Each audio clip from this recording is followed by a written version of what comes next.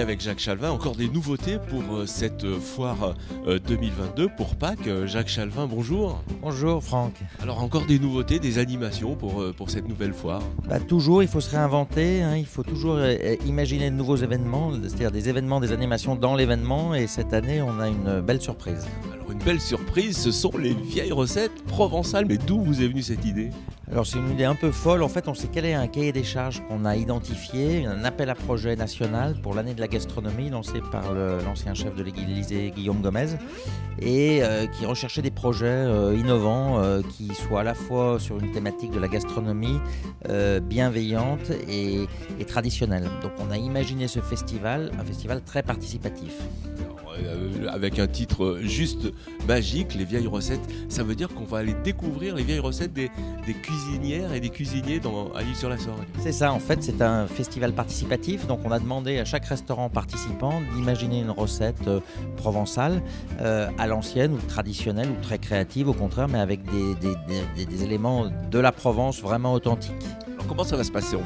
Le public va se promener dans les restaurants de l'Île-sur-la-Sorgue ? C'est ça, effectivement, il y a un site internet www.lesvieillesrecettes.com, donc il y a à ce jour 22 et on en attend d'autres restaurants participants, et le grand public va pouvoir se balader, identifier les restaurants, choisir leurs vieilles recettes et donner une opinion, mettre une étoile, 2 étoiles, 3 étoiles en fonction de l'appréciation qu'ils ont des vieilles recettes.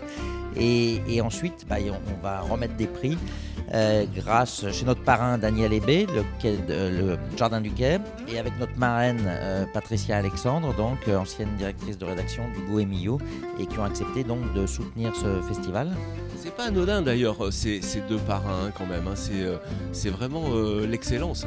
Ah oui, là on a de la chance qu'ils aient accepté ce projet et qu'ils se impliquent à nos côtés sur ce sujet.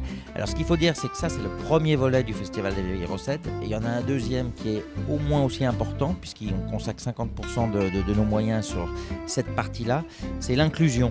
Et là on travaille avec une association IESS Crew qui va impliquer des structures comme le Moulin de l'Aureau, comme l'ESAT, la Roumanière, comme le centre social, et avec des publics fragiles, en difficulté, mais qui travaillent dans la gastronomie.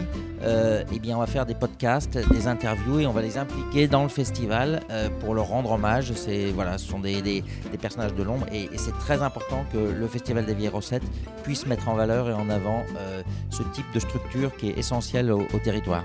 Donc rendez-vous pendant la foire internationale, on rappelle les dates. Alors c'est du 15 au 18 avril, c'est le week-end de Pâques, et vous verrez tout le long du parcours de la foire internationale Antiquité Brocante des rappels et des signaux très forts sur le Festival des vieilles recettes. Merci Jacques Chalvin. Merci et à très vite.